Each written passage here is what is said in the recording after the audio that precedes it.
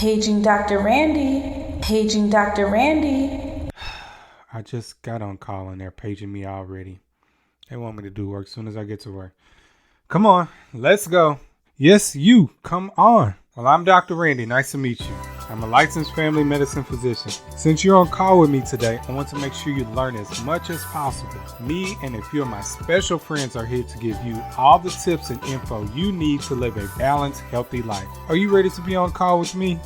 I hope so. So let's get it going. Our shift starts right now.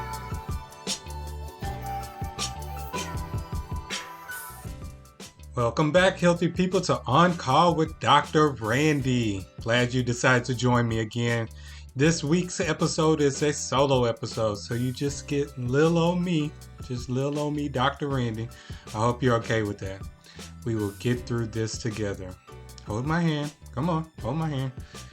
Damn, you're a little ashy. But we will get through this together, okay? Look in my eyes. We will get through this together. This week I'm discussing vitamins. I know a lot of you take vitamins for various reasons. Heart health, to boost your immune system, to prevent cancer. One of my patients, she came in, she had a couple of different vitamins that she was taking. I said, what are you taking these vitamins for? She said, to help her memory.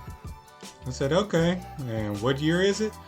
She said, 1943. I said, okay, it's not close at all. And when is your birthday? At 1952. So we are before your birthday? She said, yeah. I didn't have time to go back and forth with her. Like, obviously, she needed a new multivitamin because that one wasn't working for her. But the list of reasons that people can take vitamins can be longer than a CVS receipt. But what does the science show? I would like to say this is my medical opinion on vitamins based upon the information I have researched and find on respectable medical websites. I provided my sources in the episode description. Therefore, you can read for yourselves and get your own opinion. Discuss all the things that you hear on this episode with your physician and find out is the information right for you specifically. Because I don't know your medical problems and what's specific for you, so this is just a general discussion. Dr. Randy proceeds to look at his lawyer for a thumbs up. Got the thumbs up. Thanks, Johnny C. Appreciate it. So let's start the conversation on what is a vitamin. A vitamin is an organic compound that is needed for your cells to grow, develop, and function.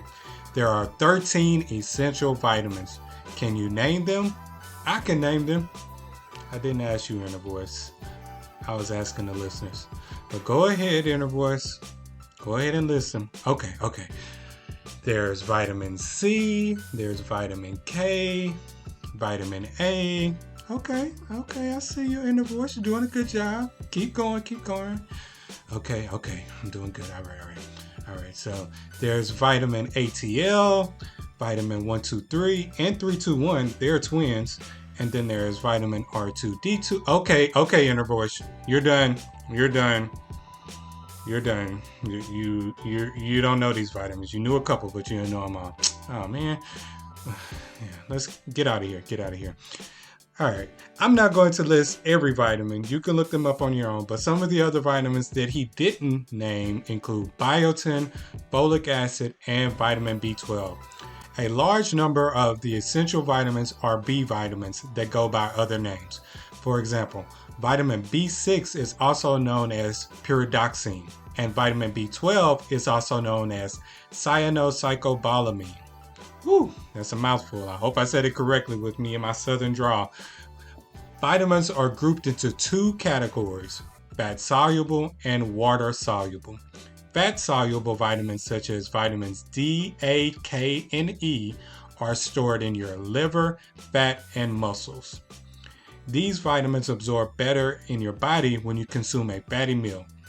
So once again, fat-soluble vitamins D, A, K, and E. So let's just use the acronym K, so KADE, to represent them. They are better absorbed when you eat a fatty meal. So just remember, Cade, it's a fat soluble. Just think of Cade as a big guy with a lot of fat who has a man bun. He reads The Alchemist every summer at a coffee shop. That's the fat-soluble vitamin right there, K. Water-soluble vitamins are your B vitamins and vitamin C. All of the B vitamins except for B12 aren't stored in the body.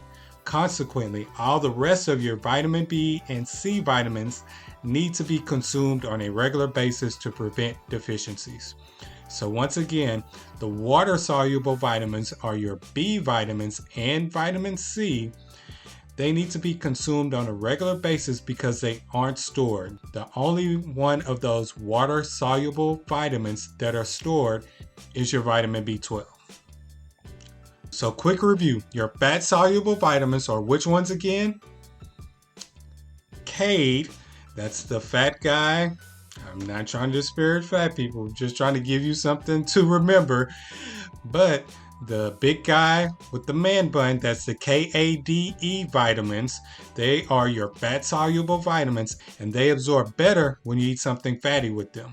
And your body also stores them in your liver, in your fat, and in your muscles. The time length varies which they are stored. It can be days or months depending on the vitamin. Your water-soluble vitamins, which are your vitamin C and B vitamins, aren't stored, except for the vitamin B12. That one is stored. Therefore, you must consume them on a regular basis to prevent having a deficiency. So now we have a good foundation on what vitamins are and their different categories. Vitamins are organic compounds needed for your cells to grow, develop, and function. And there are two categories, fat-soluble and water-soluble. Let's discuss the function, nutritional source, and what happens when you take too much of some of these vitamins. I'm not going to go over all 13 vitamins. I'm just going to hit a quick few of them. I couldn't listen to myself talk about all of these vitamins, and I'm just going to hit some of the key vitamins. Thank God. Shut up, inner voice. I didn't need your backhanded comments at all. I see why I didn't bring you back until episode 4 this season. Yeah, about that. What's up? You don't want your boy on the show? We'll talk about that later. We'll talk about that later. So let's get back to these vitamins. Vitamin A, also known as retinol. It helps maintain healthy teeth, skin, and the mucous membranes. So what is the mucous membranes? The mucous membranes are essentially the inside of your mouth, nose, throat, and lungs. Vitamin A helps to keep those areas moist. It also plays a role in the health of your eyes. Hey, Dr. Randy, how can I remember all of these different things that vitamin A does? You just listed a whole bunch of different items that vitamin A helps with. How can I remember them all? Well, A is the first letter in the alphabet, so vitamin A. When you wake up in the morning, what is the first thing you do? You open your eyes. So that's eye health. And then you take a big deep breath and let out your stank breath, haven't brushed your teeth yet. So that's your mucous membranes in your teeth. Then you get out of the bed and dust yourself off. So that's your skin health. See, simple, good. You open your eyes, that's your eye health. You let out your breath, stank breath. That's your mucous membranes in your teeth, and then you dust yourself off. Shout out to Jay-Z and Timberland. That's your skin health. So that's what vitamin A helps with. Good sources of vitamin A include carrots, kale, milk, some cheeses, fish, and dark green vegetables. Deficiency in vitamin A is very rare in America. It's very, very rare. Why is that? Because vitamin A is already included in a lot of the food sources we consume on a regular basis. When a person does have vitamin A deficiency, it can lead to problems with your eyes, causing them to have dryness and inflammation, something called xerophthalmia. It can cause night blindness and dry skin. Taking too much vitamin A is more of a problem than taking too little. Remember that vitamin A is one of the vitamins that is stored and is already readily available in a lot of the foods you eat. Research has shown in smokers, high vitamin A levels can increase their risk of cancer. Yes, an increased risk of cancer has been shown in individuals who are smokers. It can lead them to have lung cancer. Excess amounts of vitamin A can lead to decreased bone density, thus leading to potential bone fractures. Yes, bone fractures can happen if you take too much vitamin A.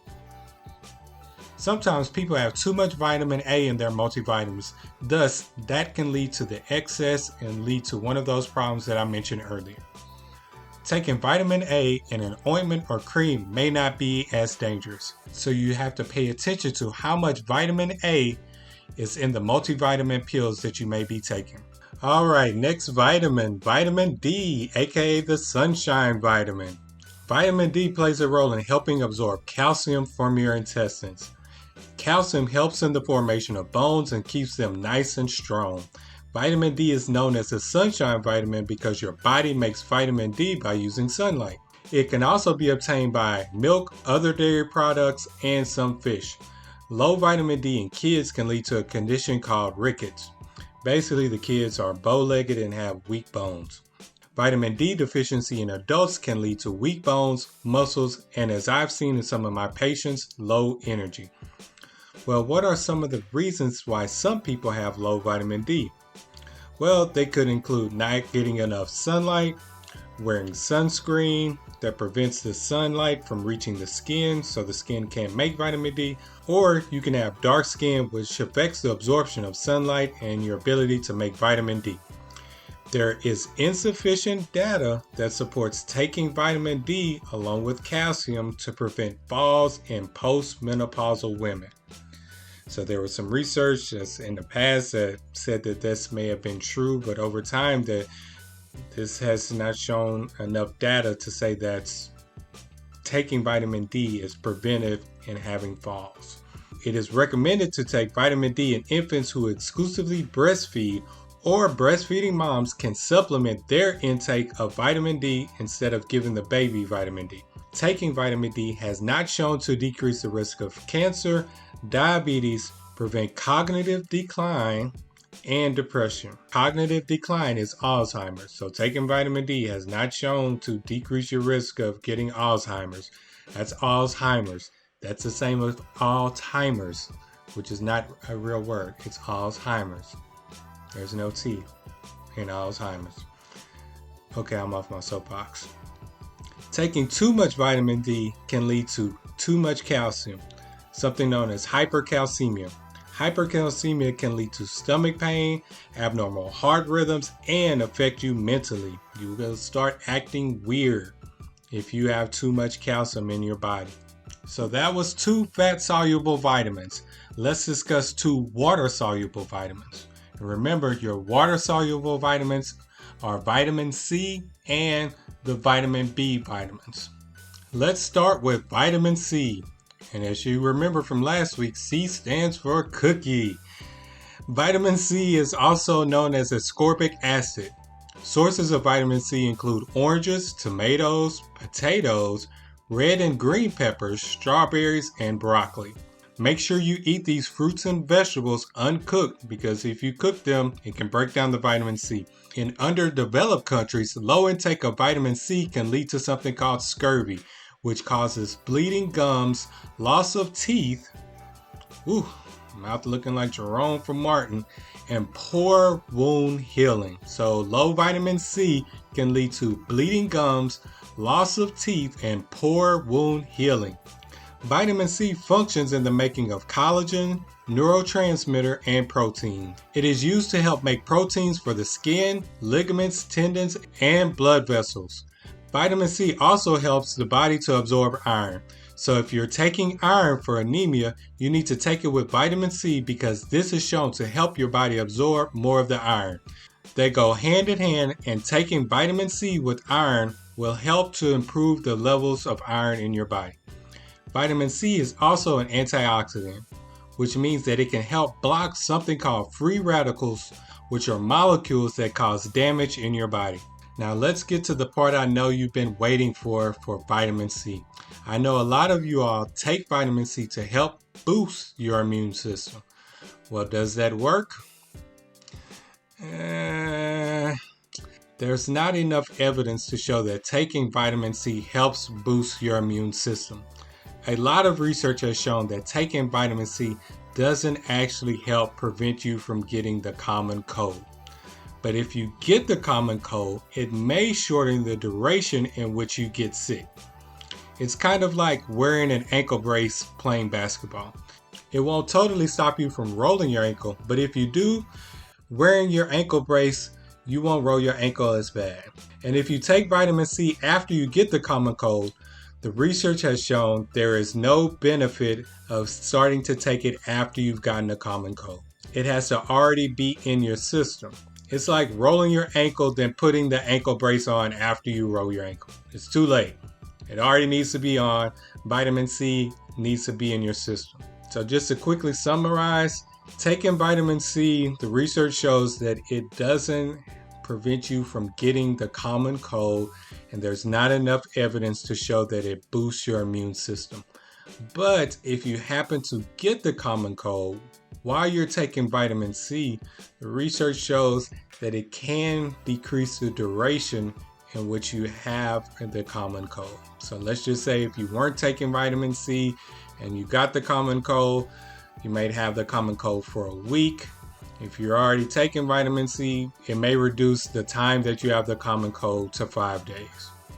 I hope you get that and understand that. Now, taking vitamin C has shown some benefit in treating COVID, but more research still needs to be done. So I'm not getting into that, and I'm sticking with the common cold and vitamin C.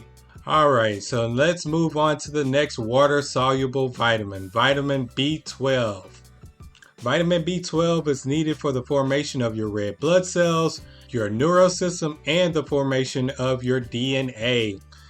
It can be found in fish, poultry, meats, eggs, and dairy products. If you're a vegan or vegetarian, you can obtain vitamin B12 via fortified cereals and nutritional yeast. Clinical manifestations of prolonged vitamin B12 deficiency can include hyperpigmentation of your skin, so a lot of pigmentation of your skin, low energy, anemia, peripheral neuropathy, so that means numbness and tingling of your hands and of your feet, and problems with gait, so walking. All of those symptoms can be shown in vitamin B12 deficiency. So how prevalent is vitamin B12 deficiency? Approximately 1.5 to 15% of people have vitamin B12 deficiency. Here are the percentages of people who have vitamin B12 deficiency based on age ranges. This is information provided by the Cleveland Clinic.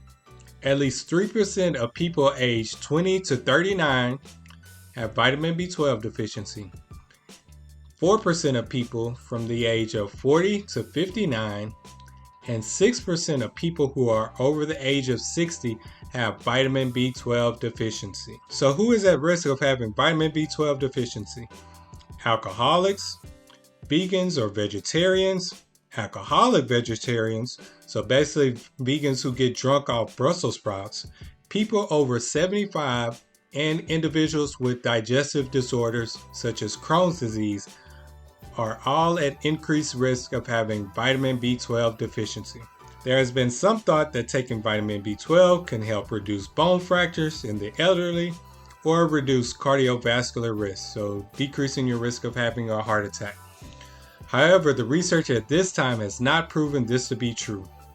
People who really need to take vitamin B12 are the ones that I listed in the category earlier, but they should have their levels checked first to see if it's warranted to supplement their vitamin B12. So once again, those are alcoholics, vegans, vegetarians, and older individuals over the age of 75, and those with digestive disorders can have vitamin B12 deficiency, and there are other people in other categories as well. So just look up to see if you may be in one of those categories who have vitamin B12 deficiency.